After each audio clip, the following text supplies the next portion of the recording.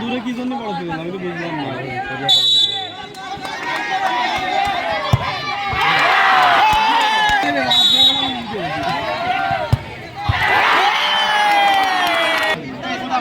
না না এর দিকে ক্লাবে ফেলার এর সম্ভব না। মিলন কি আলো খেলা